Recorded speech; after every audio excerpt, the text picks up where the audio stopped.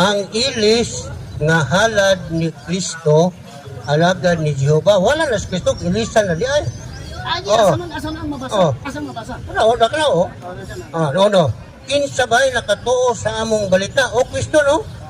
O kang kinsa man ikapadayag ang bukton ni Jehova. Dos, kay siya mitubo siya nga tubangan ingon sa usa ka linghod nga tanom. O ingon sa usa ka gamot gikan sa usa ka mamalang yuta. Siya walay panagway ni kaanyag. Pangit, ha? Abata tutuson. Og sa diha nga ato na siya nga makita, wala ing katahom aron nga ato nga tinguhaon siya.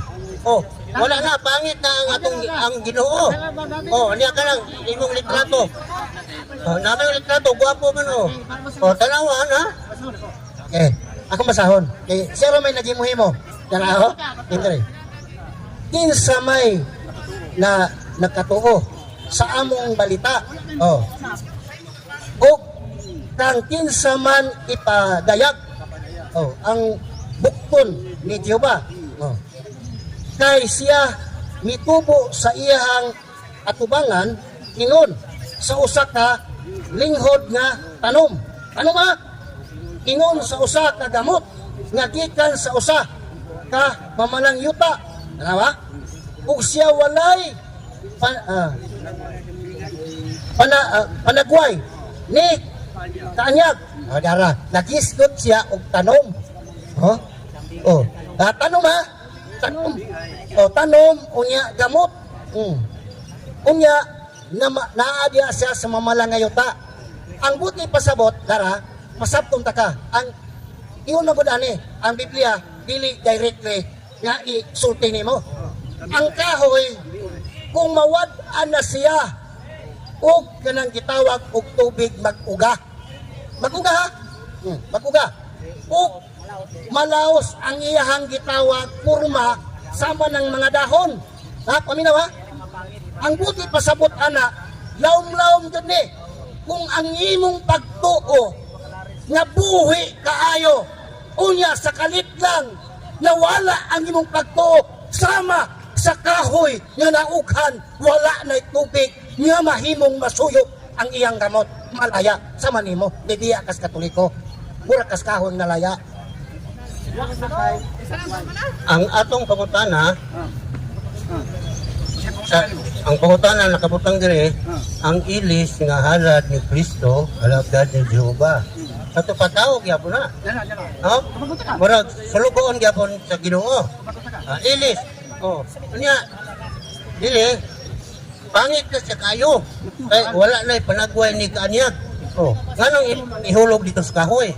Nga tao ang nakabutang dire ilis ni Kristo. Sa to pa tao gyapon pala niya. No? Ginoo, ang ilis nga halad ni Kristo alagad ni Jehova. Mao na. Kinsa may nakatuo sa among balita, wala magimutuo ana. Bisag kamutanan karon di mamutuo ani. Kay nakasulat ko ano? Kinsa may nakatuo sa among balita, o kinsa man ikapadayag ang bukton ni Jehova. Kay siya mitubo sa iyang atubangan ingon sa usa ka linghod nga tanom. O ingon sa usa ka gamot gikan sa usa ka mamalang yuta. Siya walay panagway ni kaanyag. Ay panagway pangit panagway ni kaanyag. Ato pa pangit. Kay wa may ni kaanyag. Namay kaanyag. Ni kaanyag. Sa diha nga ato na siya makita man wala ing katahom aron ato nga tinguhaon siya. Kana og moabot ka karon nga ilis ni Kristo nga pangit na kaayo, mutuo ka kaana. Suslayo apo din niya kuanoy, mao din nang naingana ka. Nasaad ka. Nasaad jud ka.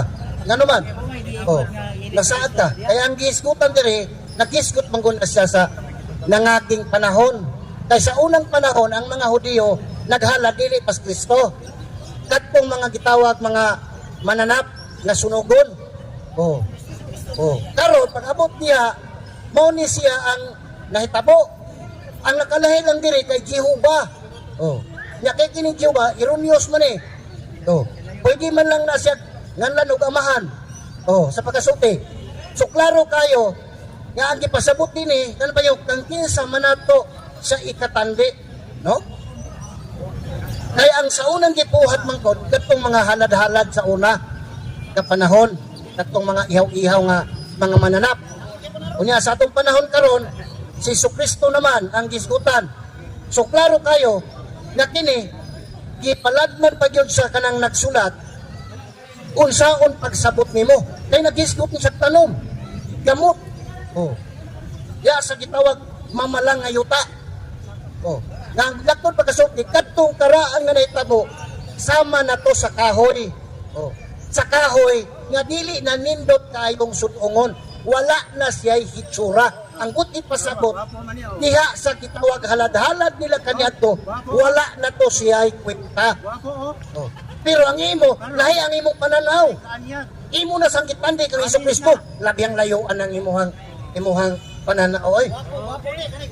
Layo kayo. Oh, gwapo ma. Sa ito ba, to ka nga si Kristo mo, naginuo sa una. Sa katong mo, nilagwaya. Mo na. Ole na kay supak ya. So, wala kailangan pangutana. Ay, mo proceed na nga to ang one. Oh. Dire sa kang Isayas, iya man giingon nga pangit na daw kayo. Oh, kay giilisa na si Kristo. Kato pa, nagkambyo na sila og one. Oh. Ang nakabutang dire pangit daw kayo. Oh, kay mao na nga nakabutang man dire kang Isayas kay kaning Biblia. Oh. Sinulat makali sa Roma. Oh, taga Roma makay nagsulat aning Biblia. Karon di ba mutuo po ning taga Roma? Oh, hindi ba? Masamok ta ali. Okay. Naamay puli. Oh. Naamay puli oh. Oh. Pero pangit na iyang dagway. Oh. Bao na. Oh, ako ra lagi. Kamo di ba mamutuo na kay nakabutan ko daan. Okay. Ang iyang hubad sa iyang pagtuo na si Ginoong Jesucristo maot na og naong maot nagdagway. Mao na ang imong pagtuo. Ikaw na ilang sang sa cross nga gikulata kag maayo. Mugwapo ba ka ana? Oh, unsa pa man di ay? Wa ba kay kakakita sa iyaha og unsa og imo daw imo yung ihuna isut sa imong una nga giun sa pagkulata si Ginoong Jesucristo sa panahon nga siya gi pahumtangan sa silot nga dili unta angay niya. Grabe. Ang iyahang mata minglugwa na. Ya kana. Guwapo pa ka ana. Mura kag si Gabi Concepcion ana o maon. Wala na. Kapila sa gibastrok. Di ka kaihap. Kay daghang latos ang iyahang naangkon. Niya munindot pa di ka ana. Kana siya naong na siya. Mo gikuhaan na na siya og naong nga mao na siya. Dili kay ang Kaming man siya, kaming. Paabot ko rin. nagsige naman lang kagkaming. Wala pa, pelikula pa, nagkampyo. So, ikaw rin may nagputput na nagkambyo na sa naong. So sa to pa, kay na banhaw na siya, ang iyang naong guba na? Siya ba'y nakatuo sa among balik? Wala siya maulang gihapon tong ihang dagway. Tama yun, nabasa na.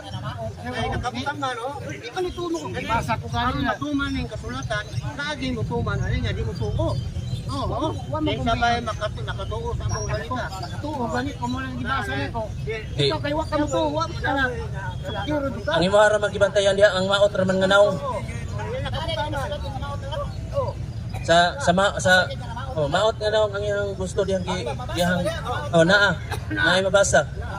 Nya mao na iyang naong nga iyang gusto.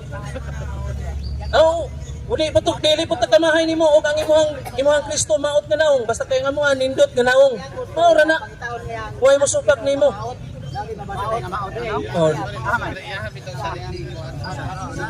Nang naidagway diha nga.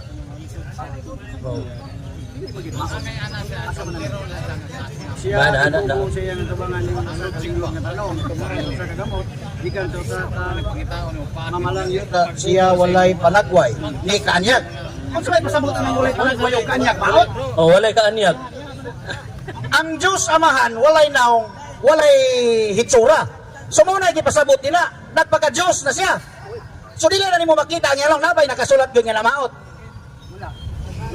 Wala siya kaanyag Oo na. Oh, wala siya kanyag, wala siya panagway. O wala panagway, ganun makadescribe bang ka nga namaot siya, nga wala man siya nagway. Mao na siya ang Diyos Amahan, di ba? Walay panagway, walay makakita sa Diyos Amahan. So mao na siya hubad nila. Gitamay siya o sa likway sa mga tao. O, apil mo, ana. Wala. Diri ta sa imong gibasa sa ibabaw. Anong mingon magag napangit nga wala may mabasa diha nga napangit. Sa siya, Ako lagi naghimuhimo lang siya kung galimon ni Bangkon. Nag-translated lang siya makiya. Pero, ibawi na nga, nangutanan makakasag yun ang balay sa Amahan. Ako na makang natukanan. Sumuba na ka. Muba na ka bro. Okay. Ang imong haramang yung papel bro, o pastor, ang pagpangutana dili na kamo komento. Pagpangutana ra. O dili ka kaayon sa iyahang tubag, imuhar pud na siya. O,